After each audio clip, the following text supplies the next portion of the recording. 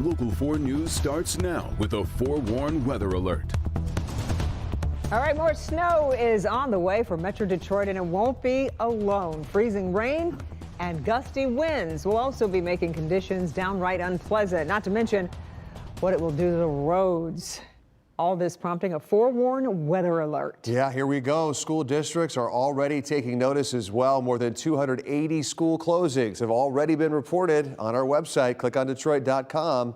And we expect that number to go even higher as we get through the evening hours, or the rest of the evening hours, I should say. Thanks for joining us at 11. I'm Ty Steele. I'm Kimberly Gill. Our forewarned weather team has been warning us all day about what's ahead, and now it's here. Snow and freezing rain will be the main factors in this weather event, making for some slick spots on the roads. It's not going to be pretty. Forewarned meteorologist Brian Sherman has a busy night ahead. Brian, when does the bulk of the snow fall? Already starting to fall, Ty and Kimberly. If you've looked outside over the past 30 to 45 minutes, I'm expecting that snow to continue through the overnight and into the morning rush as we head into our Wednesday. The National Weather Service continues our winter weather advisory for our northern tier of counties, Genesee, Lapeer, Sanilac, and St. Clair until 4 p.m. Wednesday afternoon, but all of southeastern Michigan will be seeing accumulating snow into early tomorrow morning. Exact Track 40 radar, a very sharp cutoff on that snow into our northern communities, cutting through Genesee County, northeastern Oakland County, northern portions of Macomb County,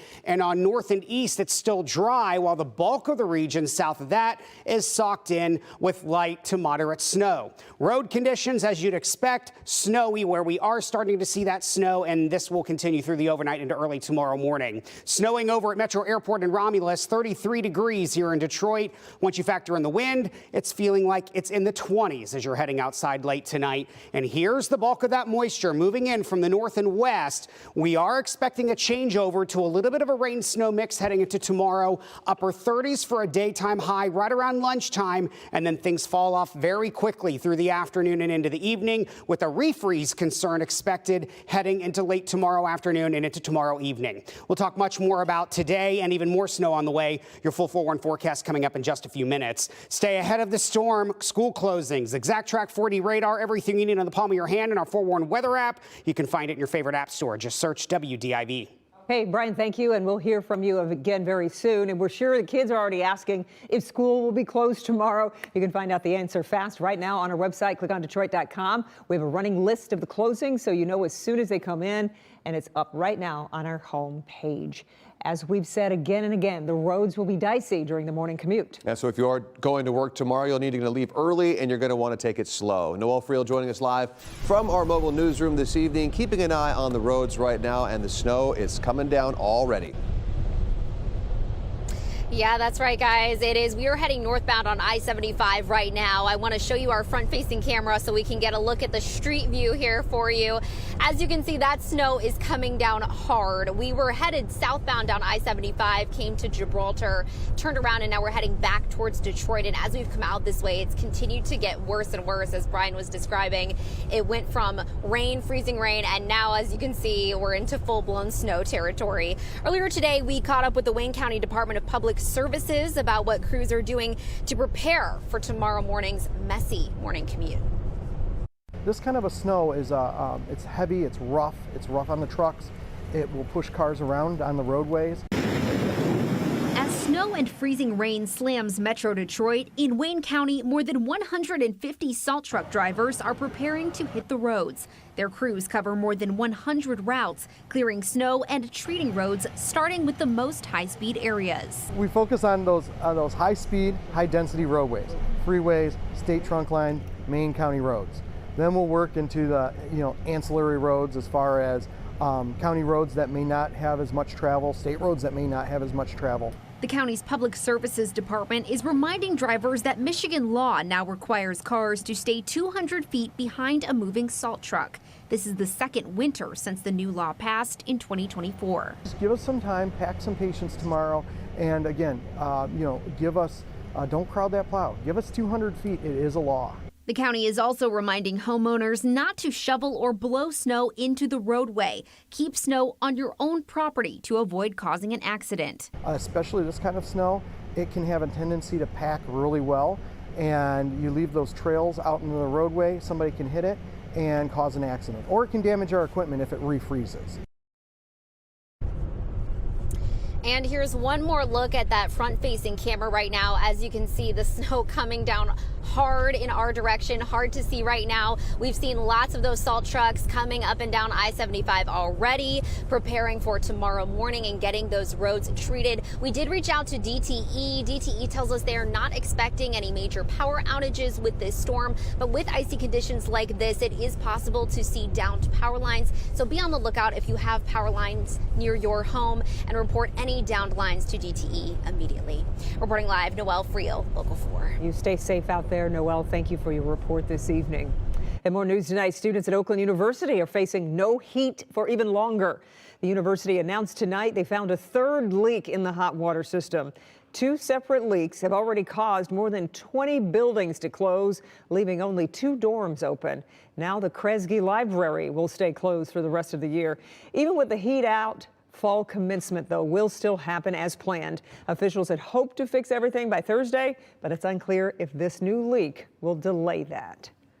People who live in an apartment complex on the east side of Detroit are angry. They're fed up, and they're turning to Local 4 for answers.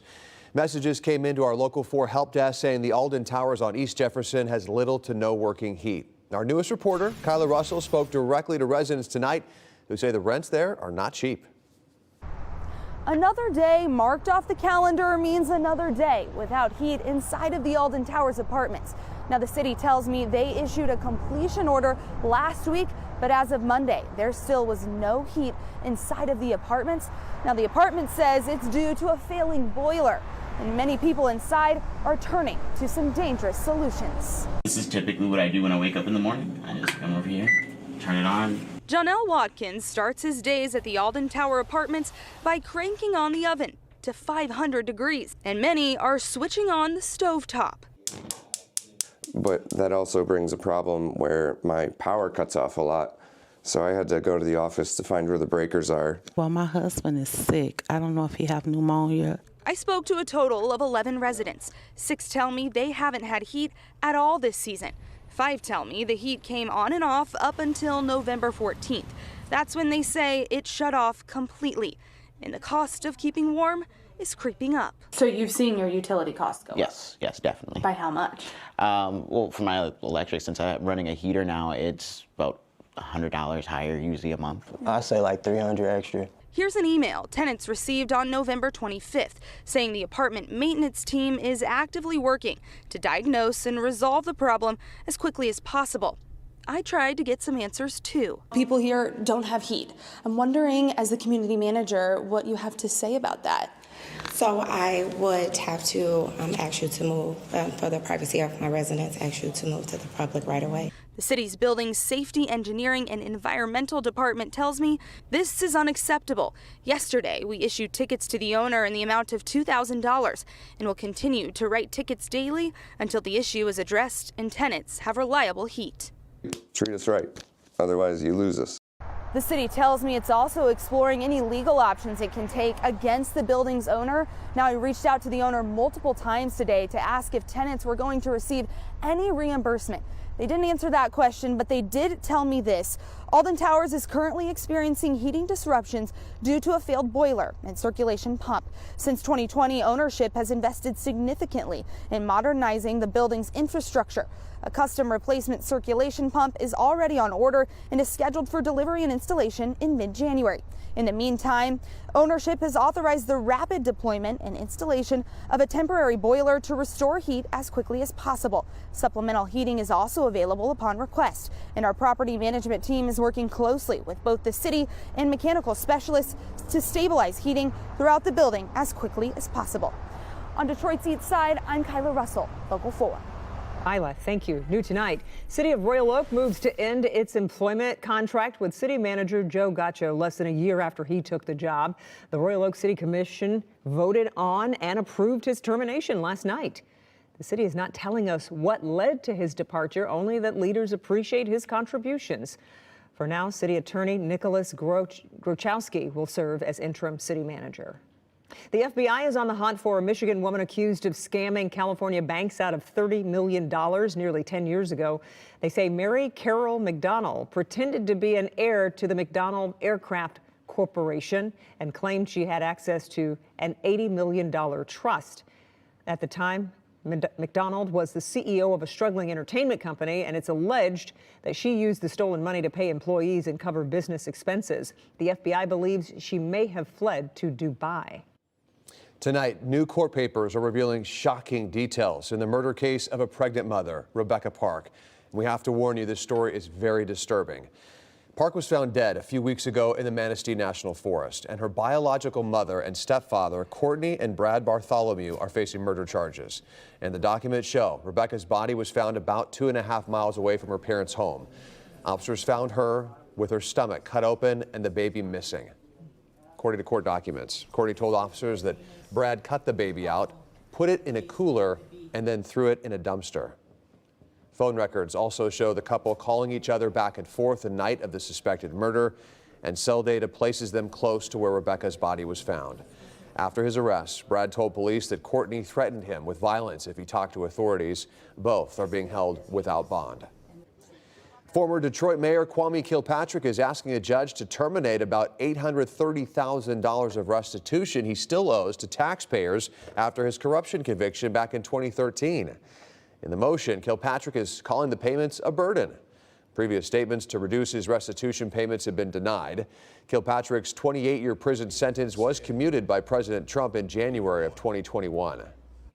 Two men who posed as DTE workers and murdered 72-year-old Hussein Sam Murray in his Rochester Hills home will spend the rest of their lives in prison.